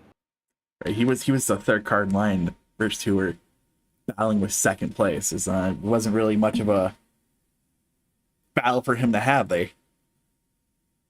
Yeah, that's what was frustrating about it. We're just like, hey, man, you need to kind of cool it. Like, you're riding up into the corner, door checking us, pushing us all the way up against the wall, and we're on the lead lap actually fighting for position. Like, there's not even a position there for you to have. So it was frustrating, but it worked itself out. You've had a couple of solid weeks here finishing top 3. I honestly, you may have finished 3rd in the last 3 races here. Watkins, Glen, Michigan might have been 2nd. My 3rd podium in a row. It's really helped you rebound the points. I don't know what you'd be potentially looking at for when we go into Charlotte next week, potential gap. But are you feeling good with your current position heading into next week? I haven't seen the points yet. I don't think they've got them up, so I'm not really sure where we're at. I feel pretty good that we can at least get into the playoff and then actually have a run at it. The first 2 races just hurt me so bad. I've been playing catch up ever since, but we've been having really good runs lately, so it's really helped. And we had stage points tonight also. That helped. Me and Pamitat really gained a lot of points tonight, so that's good. Pamitat, the Pamitat in chat says shout out to you for best battles of the entire race, so he did give you a shout out for that. Nice. Yeah, it was fun battling him. The last 2 races in a row, me and him had some good battles. It looked like a lot of fun between you two out there. Oh, I was having a blast with him. I told him earlier, I was like, I'm following you, buddy. Let's go. Wherever you go, let's go. We were driving through the field about mid-race. And then we ended up getting to the lead. It was just me and him out there. That it was. Well, before we can go ahead and let you go, does anyone like to give a quick shout out to, quick thank you to? Yeah, just the guys running the league. It was kind of a messy night tonight, but I mean, they try to do what they can and put on a good show, and they run a good league. You can only do so much for what people, how they want to drive. So I appreciate them for putting all this together, and you doing this broadcast. So that's about it. All right, before I go ahead and move you, we move back into the JCOMM chat there? Yeah, you can throw me back in JCOMM. All right, well, congratulations on your 3rd podium finish in a row, and hopefully we get to have one of these winter talks here shortly. Appreciate it. As that was our third place finisher in Ryan Dingler. And I think that's going to wrap things up. We'll quickly go over your running order again. Again, it was George Balfans Jr. doing the win in advance here a week early. But I mean, he did what he needed to do, getting the race win tonight. He finished 2.7 seconds ahead of Rob Stewart. Then you see Ryan Dingler in third. Matt Quick finished fourth. Brandon Parentat fifth. Tristan Ott, Matt Cherry, Josh Coley, Kevin Hash, and Star Ott will round out your top 10. Kelvin Mosier, Matthew Klusterhurst, Landon Polinsky, Paul Smith, Paul Majivka will be your top 15. You see Chris Gale being the last truck on the lead lap in 16th. Ryan Mills, Adam Boyles, Manning Gregory, and Brandon Klusterhurst will be your 20th place finisher, all one lap down. You see Andy Costello finished 21st, 3 laps down. Raymond Rittenauer finishing 22nd, 5 laps down. Shane Fuller coming out here and running most of this race here, unfortunately missed the first 23 laps, finishing 23rd, 23 laps down. Storm Patterson with connection issues throughout the race tonight finished 24th, 27 laps down. And then Dave Matson finished 25th, 70 laps down after having some rough incidents happen. But that's it. That's it for us tonight. Leads us into a final race here where 8 positions are open and a lot of close battles to be had there when it comes to those points. I mean, we came into tonight with a lot of close battles. I know Dingler is going to potentially move up in some points positions here. You're going to potentially see Rittenauer drop down some spots. We're going to have another driver who locked their way in. When we do come back next week from Charlotte, we're going to have drivers who are currently locked in. There's going to be 4 drivers, and I might mathematically start locking drivers in myself. That'll be unofficial. They'll get their own little designation on our broadcast here, and then drivers who are going to be in like a must-win will be in red. We can point their way in. But right now, it's when we come in here this week, it was a very close point situation, and I'm expecting when we go into Charlotte next week for our longest race of the season, it's going to be a lot of potential. I think we're going to have a lot of action next week there. But that is it for me. We'll be back.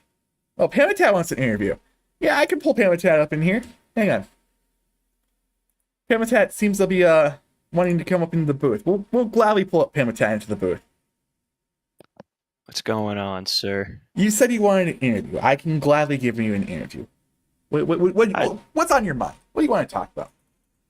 I just wanted to touch on, what Ryan pretty much had to say. It was class act of the field throughout the entire race, and we get screwed to seemed like a lap car caution, and it literally ruined strategy. It ruined a good battle, and it ruined a good restart because we had to fight our way through lap cars who would not give way.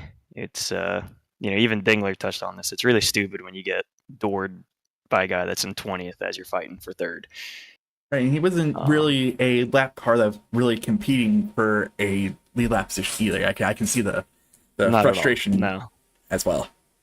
So this is more of a trying to get your frustration out, right? Of the lap traffic situation, that last caution there that set us up into that last 18 lap run. That kind of put half the field on, more than half the field, 3/4 of the field on wave around and 15 lap full tires compared to the front 4 getting a 5-car buffer. Definitely. I thought Dingler and I, we pulled away in that 2-car battle, and I really thought we were gonna play the strategy right, in terms of like battling, but unfortunately a caution came out, and George stayed out with what was that, Rob and Quick, I believe. So that they all stayed out, and they obviously got to start in the front of the field, and the rest of the guys had to get the wave around and start behind the lap traffic, which really screwed us. But they had the freshest tires, and they had no traffic to really fight with, so they got really lucky there in terms of the restart, to where they didn't have to fight through a bunch of people. But Dingler and I still fought really hard towards the end. We're both trying to get into that chase and at least lock ourselves in a comfortable position, with next week, I believe, being the cutoff race at Charlotte. But We should be in there with the stage win. So I'm hopefully trying to do my quick math. You should be within. We should be my top 10 points with that stage win. I sure hope so. I'd rather be in a comfortable situation going into If I'm going to be honest, Charlotte. there's only 4 drivers who are going to be comfortable going into Charlotte next week. Yeah, it's a wild card. You could even see it by today. Dingler and I are in this graph that you have up right now. We're pretty much bottom of the barrel, and now we're probably at least top 10, maybe if not higher. It's tough. It's a tough battle. It definitely is, and you could do nothing but look forward to next week. There is very much that. How do you like Charlotte? Do you think you have a pretty good chance going out to Charlotte and winning?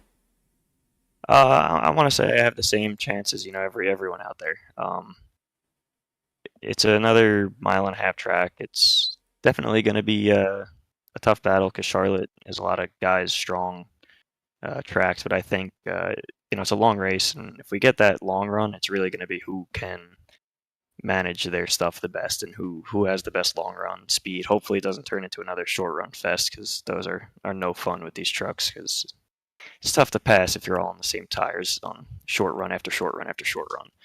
So I want to say I'm definitely confident going in, but I'm not going to promise anything because I think we're all in the same boat trying to lock ourselves in. It's very much true.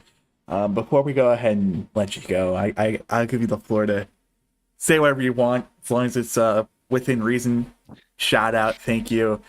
Your favorite kind of pie. The floor is yours for the next 20 seconds. Yeah, no, nothing negative tonight. Just a disappointing finish, but I'll take it. Dingler put on an amazing battle tonight. It was really a class act between us. I give him so much respect for the racing that we've had the past 2 weeks together. And I want to shout out the team, Shoulder Boys Racing with Chris and Matt. Always work on strategy every week, and I'm looking forward to Charlotte. I'm really looking forward to Charlotte, knowing that there's a lot of positions that can be lost and gained in the points next week, and I think you're going to see probably our second best race this season next week. But congratulations on your 5th place, and go ahead and log off and go to bed for the night, man. You sound tired. 4 Soldier. You got it, man. So that was Brain Pamitat joining us in the booth, and I'm pretty sure that will for sure end our stream tonight. But again, we'll be back next week, Monday, October 23rd. I think it's 23rd, right? It's 23rd next week. I'm not 100% sure. I just know it's next Monday. Same time, usually the stream will start at 7:55. And then we'll break down a lot of our points. We might actually go live at 7:50 and break down a lot of our points battle positions, because there's gonna, like I said, there's 8 spots that are gonna be up for grabs, and I'm gonna kind of give my unofficial mathematical locks on my end, on the stream end going into next week. So there more than likely be 6 spots available, but there'll be a lot of positions that will be up for grabs going into next week. But thanks you guys watching, and as always, make sure you leave a like, subscribe, share with your friends, family, whoever you want to share it to. But we'll see you guys next week.